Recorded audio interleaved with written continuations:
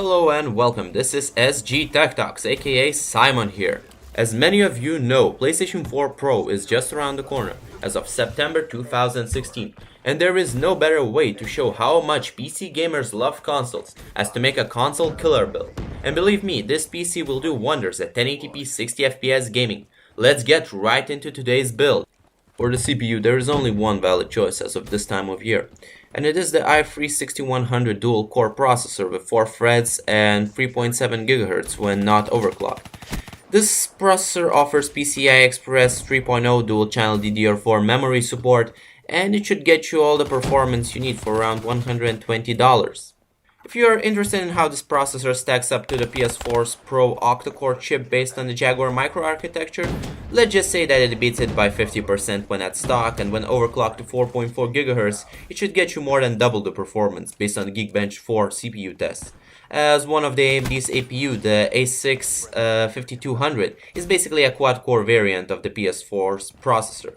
So by scaling its performance by 2, I can say that PS4 Pro, with its octa-core, is still a no match for our i3 6100 at 4.4 GHz.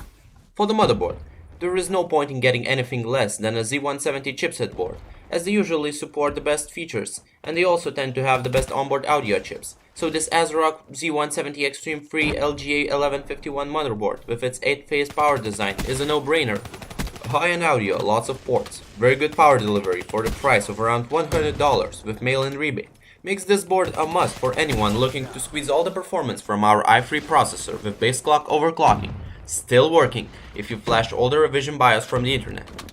For the RAM, I would suggest sticking with no more than 8GB of DDR4 memory if you only do gaming and light video editing, so this Kingston HyperX Fury Black 8GB 2133MHz kit should provide us with lots of headroom for base clock overclocking and such. And it only costs us around $40. This build is designed to run circles around the PS4 Pro in performance, and to be at least on par with the upcoming Xbox Project Scorpio. So this Western Digital Caviar Blue 1TB hard drive for around $45 is a really good solution for storing games in large files. No SSD may cause slower boot times, but it can always be added later, and I will provide a link to a 120GB M.2 SSD, which our motherboard supports, in the video description below.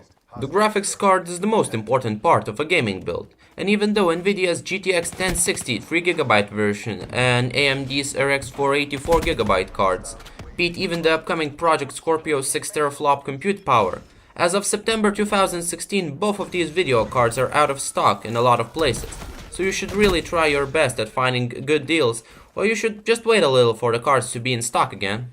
My recommendation, however, is an EVGA GTX 1060 3GB model, and it's only because of the Nvidia's Shadowplay hardware recording feature, and the fact that 3GB of video memory is far more than enough for playing video games at 1080p. Also, because of the power saving features of both the GPU and the CPU, we do not need more than 400 watts of power, so this EVGA 430 watt 80+ certified power supply is a solid choice for our build. For the case, I chose the DIY PC Solo T1 Black ATX mid-tower case, as it is a good looking case and it features 2 built-in fans, which is a very nice feature for the price. I think this case will definitely get the job done. And of course in the video description down below I have provided both the benchmarks for the GTX 1060 and the i3 6100. This $600 console killer build will most definitely play all games on ultra to high settings at 1080p, even at 60 FPS. As always, I suggest you to do your own research beforehand.